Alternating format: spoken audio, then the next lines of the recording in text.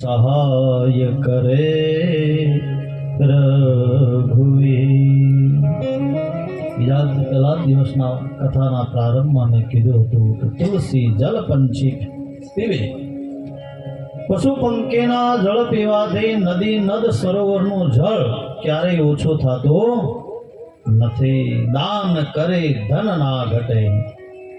શ્રેષ્ઠ ભાવ અને ઉદાર ભાવ રાખીને જે કાંઈ દાન ધર્મ કરે એ આપણે એમ કહે ને કે વાવેલું ક્યારેય નિષ્ફળ જતું નથી। એક મુઠ્ઠી દાણા કદાચ ખેતરમાં એમ જ નાખી દો ને તો એમાંથી 99 દાણા ન ઉગે, પણ એકાદ દાણાને તો હવા પાણી અને વાતાવરણ મળી જાય અને એની રીતે ખીલી ઉઠે।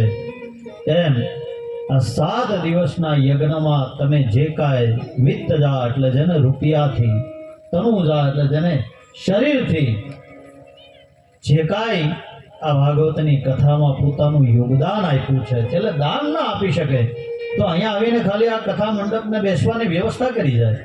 હા, કાલે અમે રસોડામાં 12 વાગે ફરતા હતા, હું અમે અમૃતભાઈ 12 વાગે જમવા ગયા, 12 વાગી ગયેલા, 12 વાગે રસોડામાં ગયા અમે જમ્યા, પછી જોયું અમૃતભાઈ મને કે મારા ચોખા મેં કેવું પડે।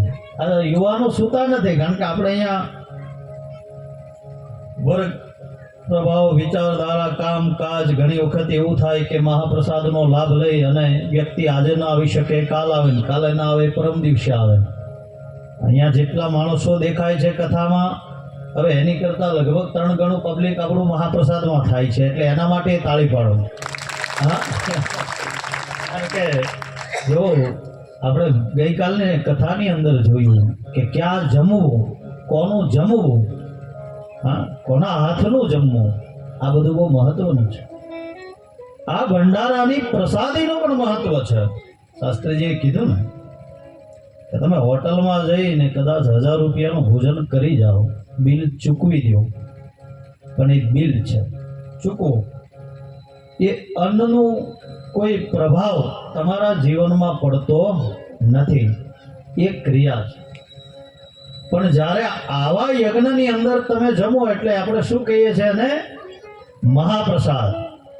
આપણે એમ કહીએ જમવાનું, માઇક લીધો હોય તો એમ કે મહાપ્રસાદનો સમય થઈ ગયો છે તો બધા જમવા મહાપ્રસાદ, કારણ કે પરમાત્માના નિમિત્તે ભોજન પીરસાઈ રહ્યું છે। એટલે જે જમે અન્નાત અન્નમ બ્રહ્મા, વેદ કહે રસો વિષ્ણુ ભોક્તા દેવો મહેશ્વર। જ્યાં તમે જમો એટલે આ 3 દેવોને યાદ કરવા।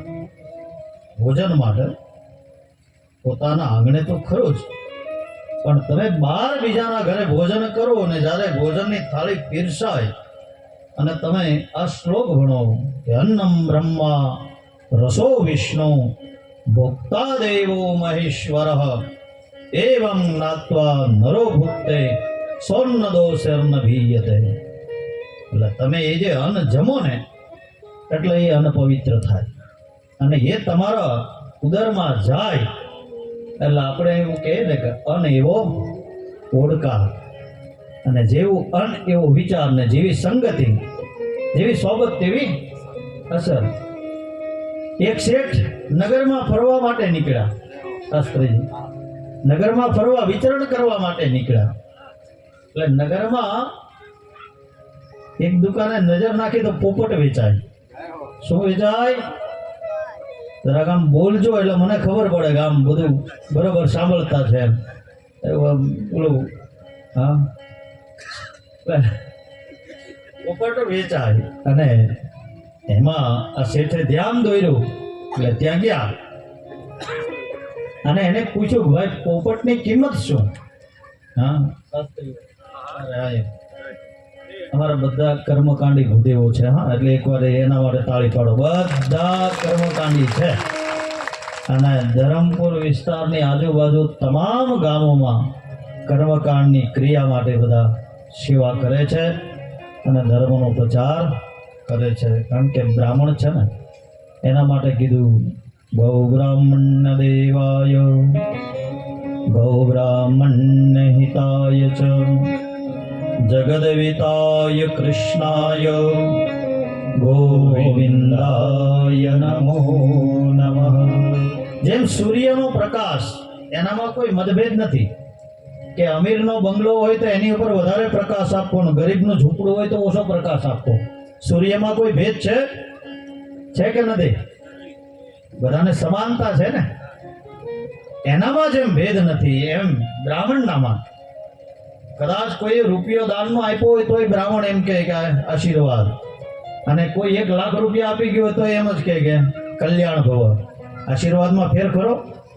કોઈ ફેર નથી. ને એનામાં ઉદારતા એટલા માટે કીધી. એટલે એક નામ બ્રાહ્મણનું છે પુરોહિત.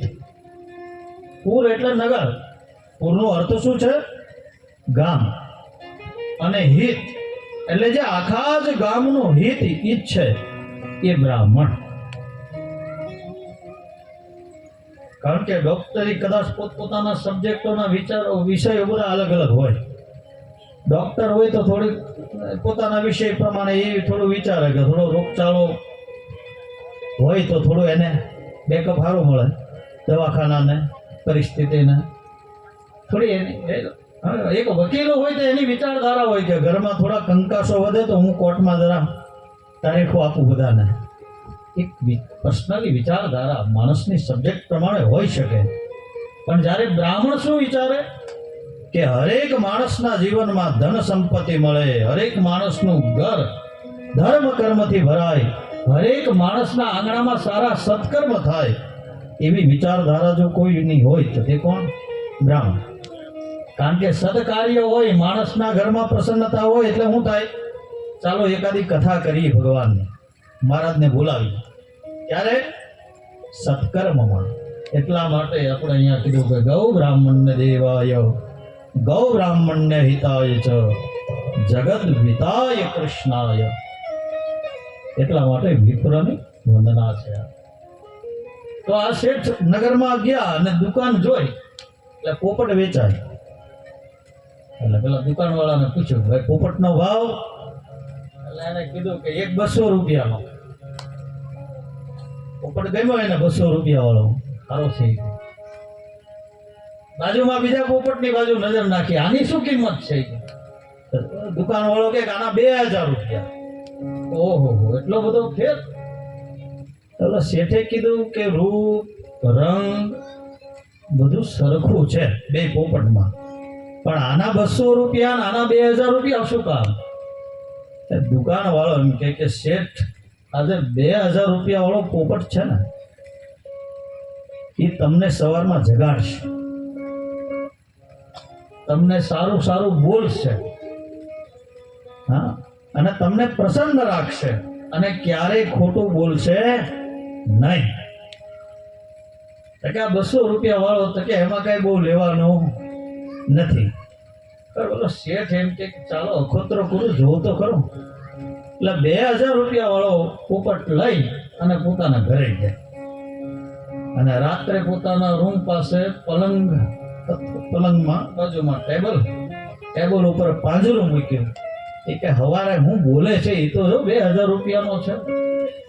એટલે જેવું બ્રહ્મ મુહૂર્ત થયું, સવાર પડી એટલે પોપટ બોલ્યો, શેઠ જય શ્રી કૃષ્ણ, શુભ સવાર, ઉભા થાવ,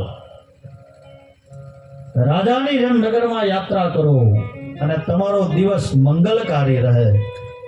શેઠે સાંભળ્યું એટલે ખુશ થઈ ગયો. ઓહો, અને 2000 રૂપિયા વસૂલ છે મારા.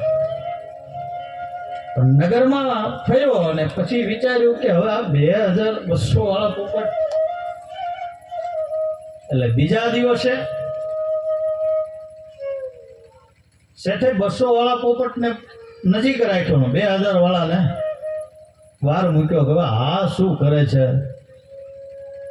તો જેવી સવાર પડી ને શેઠ ઊભા થયા, જોયું તો પોપટ હજુ ઊંઘતો હતો. એટલે શેઠે જોયું ને આશ્ચર્ય થયું કે આ એટલો સમય થયો ને હજી તું ઊંઘે છે? પોપટને કે. અને પોપટ જાગ્યો અને ન બોલવાનું બોલ્યો પોપટ, અને લગભગ શેઠને 7 પેઢી યાદ આવી ગઈ એવું બોલ્યો. હા, બધી આપણે ભાષામાં કહે ને બધું ઝઘડના એમ કહે ને ઝઘડી દીધા. બરોબર આવડે એટલું બોલ્યો. શેઠના મગજના તમરા તૂટી ગયા કે આ પોપટ આવું, અને તલવાર કાઢી અને પોપટને પેલાની બાજુમાં લઈ ગયો ને મારવા માટે કે હવે તને મારી નાખું. ત્યાં પેલા 2000 વાળા પોપટે એમ કીધું કે શેઠ જવા દો, ક્ષમા કરો, એને છોડી દો. કે શું કામ? કે તને ખબર છે આને મને સવારમાં કેટલું કીધું, કેટલું ન બોલવાના શબ્દ બોલ્યો છે. બીજો પોપટ કહે કે શેઠ જે હોય તે, પણ હવે હું તમને કહું છું કે આ મારો ભાઈ છે. હા, આ અમારા બેનને ના સાથે જન્મ થયા છે. કે શું વાત કરો? કે હા, અમારા બંનેના સાથે જન્મ મારો ભાઈ જ છે, એને ન મારો.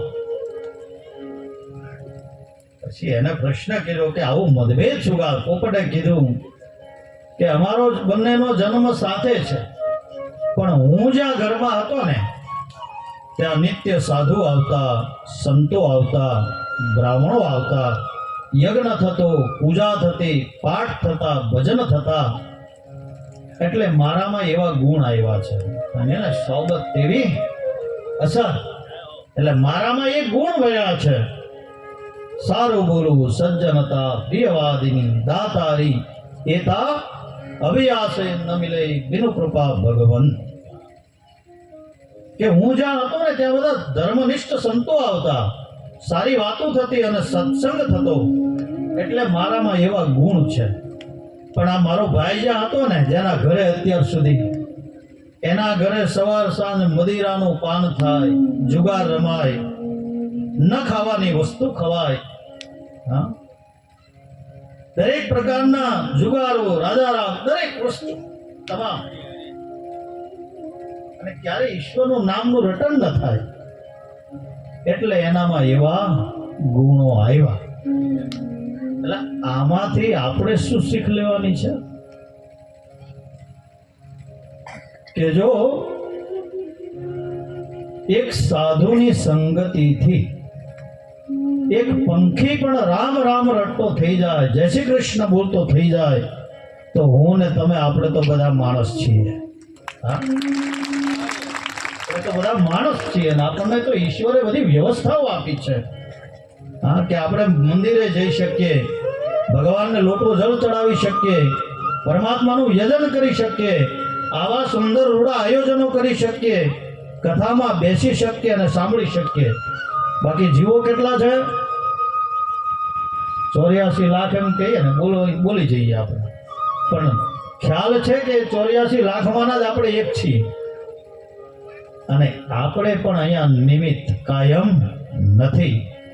એટલે ઈશ્વરની કૃપાએ જે અવતાર મળ્યો છે અને જે ક્ષણ મળી છે એ ક્ષણમાં ભગવાનનું ભજન કરી લેવું.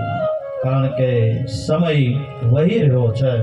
એક ખોબો ભરીને હાથમાં જળ લો, ટીપું ટીપું કરતું એ હાથનું રહેલું જળ નાશ થાય એમ કંઈક ને કંઈક મારીને તમારી યાત્રા એ ઈશ્વરના તરફ આગળ વધી રહી છે, નિર્માણ તરફ આગળ વધી રહી છે. તો જે સમય મળ્યો છે એનો સદુપયોગ કરી લેવો.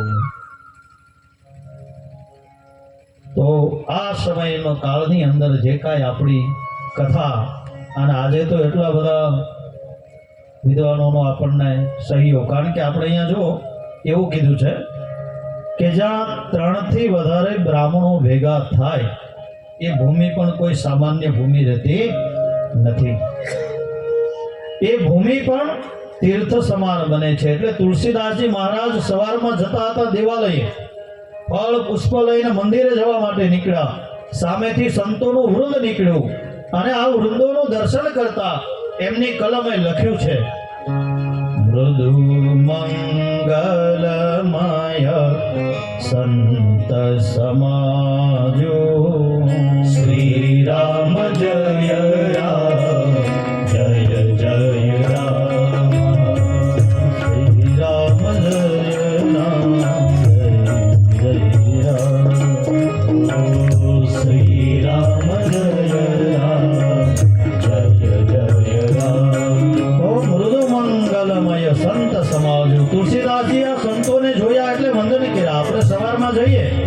કોઈ કામ માટે ને કોઈ પાણી ભરીને કોઈ સ્ત્રી જતી હોય બેડા લઈને, તો આપણે રાજી થઈ જઈએ ને.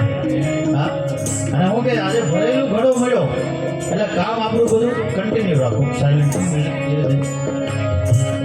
તો એ સામેથી આપણને મળે એટલે રાજી થઈ જઈએ કે નહીં, ત્યાં ભરેલો ઘડો મળ્યો એટલે જે કામ લઈને જઈએ બધું પાર થઈ જાય. કોઈ ગાય સામેથી મળે એટલે આપણે રાજી થઈ જઈએ કે આપણો દિવસ આજે સારો છે. પણ જતા હોય ને રસ્તામાં મીંદડી બિલાડી નીકળી જાય તો મૂડ આઉટ થઈ જાય. આ તો બધી આઉટ થઈ જાય કે આ રસ્તો કાપી ગઈ છે ને હવે. પણ સૌથી મોટો કાળ અને દાતા એ ઈશ્વર છે. મન ચંગા તો કથરોટ મેં ગંગા અને એ શ્રી રામ જય રામ જય જય રામ શ્રી રામ જય રામ જય જય રામ શ્રી રામ જય રામ જય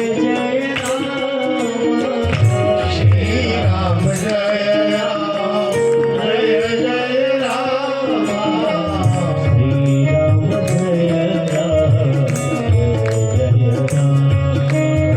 શ્રી રામ જય રામ જય જય રામ શ્રી રામ જય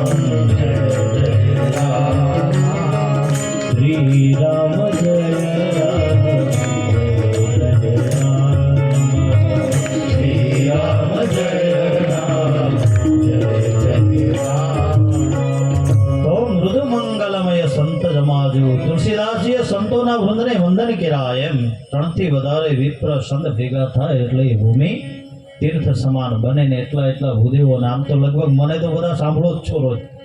અને આજે 5મો દિવસ છે એટલે આજે આમ તો મને થોડોક આરામ મળ્યો આજે. કારણ કે અમારા જિગ્નેશભાઈ અમારા બનેવી સુંદર અમને તે વક્તવ્ય આપ્યું. અને અમારા વડીલ ભીખુભાઈ ધરમપુરથી આવ્યા. આમ નીકળતા નથી બહુ, સાંજે 2-3 દિવસથી વાત થાય પણ સામેથી આવ્યા. મને કે હું 1 દિવસ તો આવીશ જ. કારણ કે તબિયત ને ઉંમર ને અવસ્થા હવે બધું રાત્રે ને સાહસ, પણ એમનો ભાવ એમનો પ્રેમ. કારણ કે હવે આ ઘોડમાળ ને કાવડે ને અહીંયા તો અમે રમીને મોટા થયા છીએ.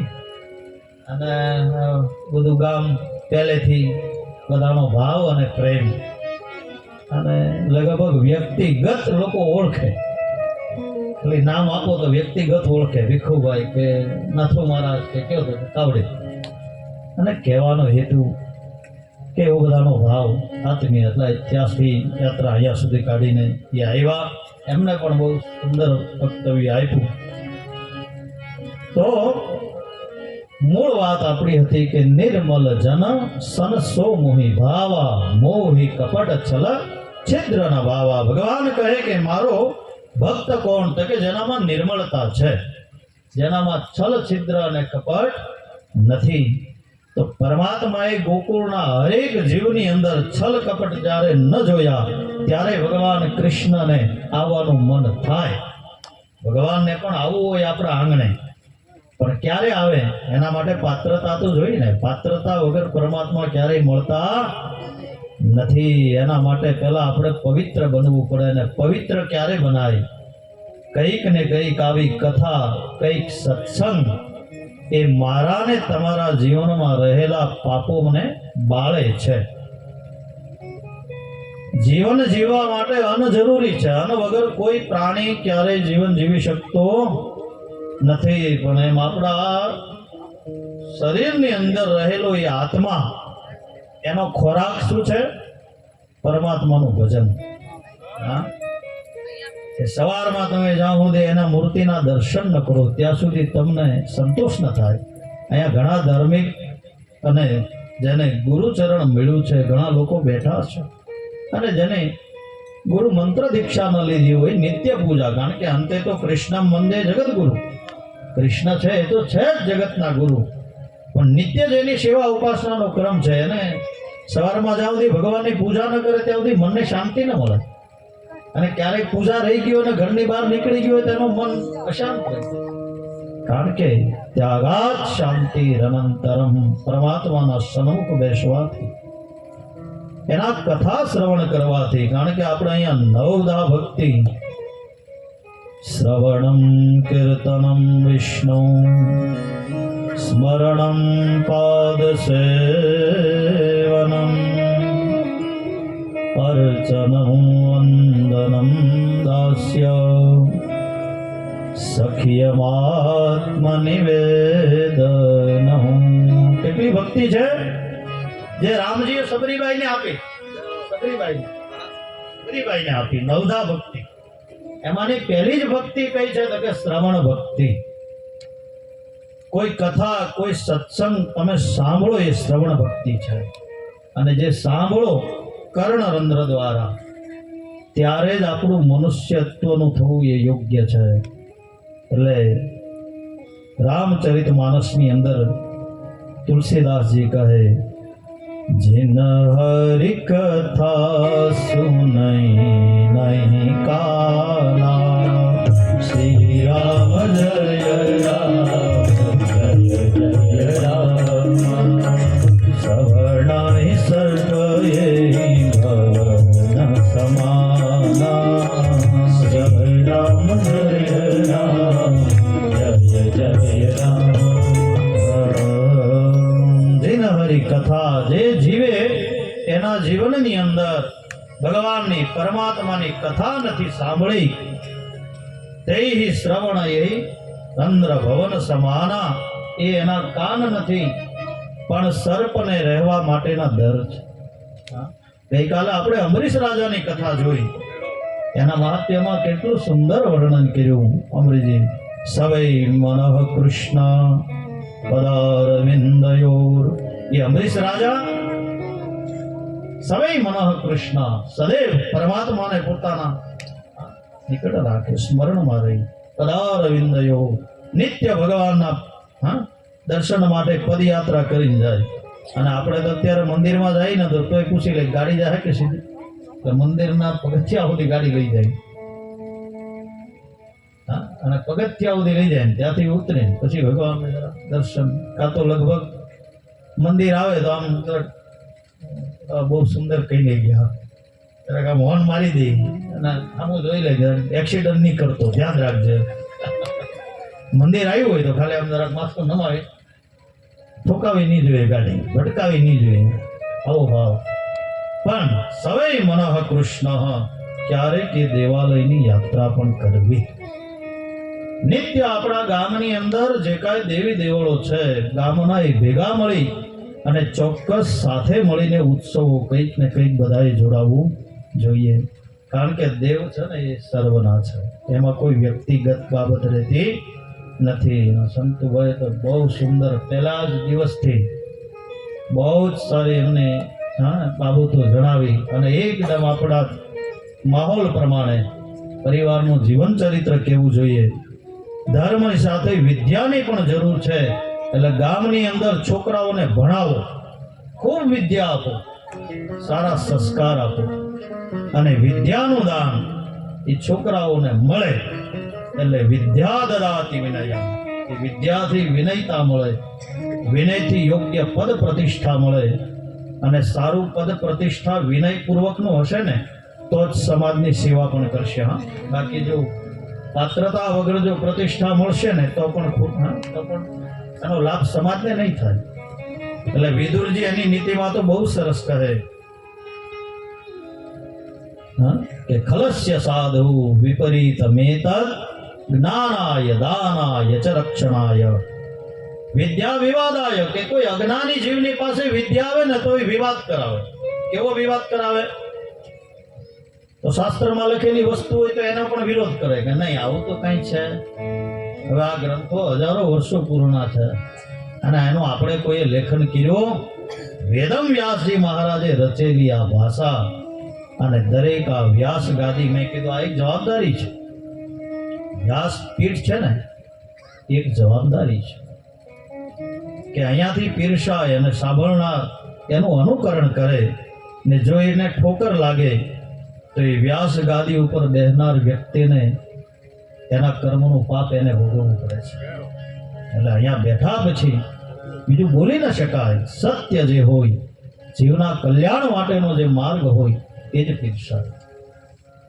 અને સત્ય કહેવાય. ભલે કદાચ કોઈને અનુકૂળ લાગે, કોઈને ન લાગે, પણ કોઈને સારું લગાડવા માટે થઈને કે કોઈ વ્યક્તિનો ઉપયોગ કરવા માટે થઈને એના વખાણ કરવા, સારું બોલવું, એ વસ્તુ એ આ વ્યાસપીઠે આપી નથી. પણ સંતોભાઈ બહુ સુંદર મેં કીધું, વિદ્યાનું દાન. કંઈક ને કંઈક છોકરાઓ ભણે, સારા સંસ્કારો અને સંસ્કાર કથા જ આપશે, યાદ રાખજો. હા, એ આ કથાને સત્સંગ જ આપશે. બાકી છોકરાને મોબાઈલ આપી દો ને તો 2-3 કલાક રીલ જોવે બેઠા બેઠા. 9 વાગે બેસી ગયો હોય તો આને 12 વાગી જાય રાત્રે, ખબર નહીં પડે કે રીલ જોવામાં. પણ એમાં કઈ જ્ઞાન મળવાનું. એટલે કથા શ્રવણ માટે જ્યારે પણ આવો ત્યારે માતા પિતાને મારી નમ્ર વિનંતી છે કે છોકરાઓને અને બાળકોને પણ લાવો.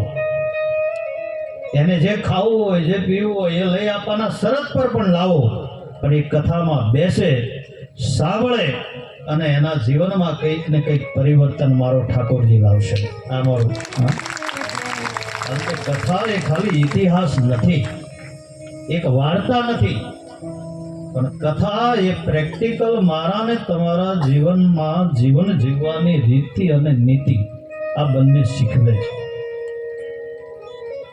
કારણ કે અત્યારે જે વાતાવરણ આપણે ઘરમાં જોઈએ છે, જે પરિવારોની અંદર વાતાવરણો જોઈએ છે,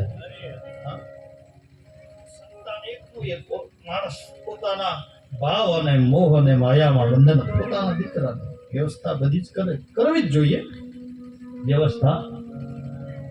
પણ કંઈક ને કંઈક એને આવા સત્કર્મથી દૂર રાખે છે. થિયેટરમાં જવું હોય, બાગ બગીચામાં જવું હોય તો કે ચાલો દેવ દેવાલય, પણ એક એવો નિયમ બનાવો કે શનિ રવિ હોય તો જેમ તમે એના ફરવા માટે લઈ જાઓ એમ વીકલી અઠવાડિયાની અંદર એક એવો નિયમ પણ રાખો કે શનિ રવિ હોય તો દેવના દર્શને પણ જવું, પછી ગામનો બહારનો પણ દેવ દર્શને પણ જવું.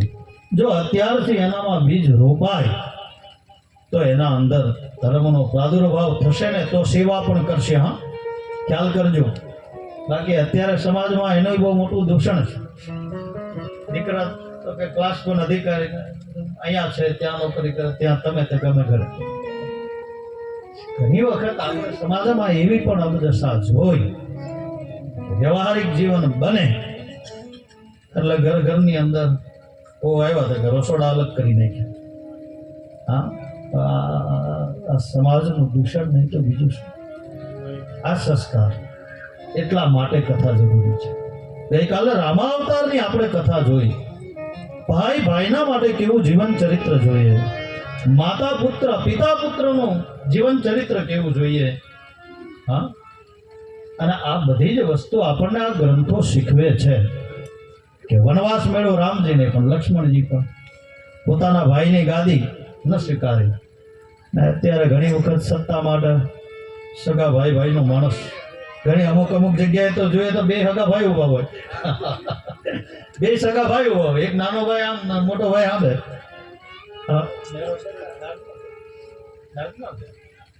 અરે મને લગભગ એવી કોઈ ઘટના સ્મરણ વાંચવામાં પણ હતી કે આમ અમુક જગ્યાએ સાસુ હોય લડી લે. તો હેતુ કે આ દૂષણ જ છે. કંઈક ને કંઈક સારી સમજણ, સારો વિચાર એ કથા આપે છે કે જીવન ચરિત્ર કેવું હોવું જોઈએ. અને ઘરની અંદર જ્યારે રામ રાજ્ય હશે ને તો જ જીવન જીવવાની સુખ મળશે, યાદ રાખજો. બાકી ઘરમાં જો મહાભારત હશે ને તો તમને બહાર બીજે ક્યાંય શાંતિ નહીં મળે. બીજે તમને જગતનું કોઈ સ્થાન શાંતિ નહીં આપી શકે.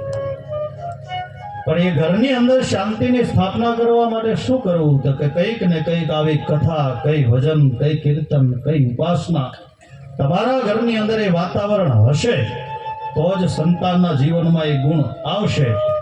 બાકી સંપત્તિ ગમે એટલી આપશો ને તેનાથી એ સેવા નહીં કરે. હા, એ સંપત્તિ સુધી સીમિત. આગળ નવગ રાજાની પણ કથા આવે છે આમાં અંદર, આ ભાગવતની અંદર. એની અંદર પણ આખો ઇતિહાસ એનો દર્શન છે.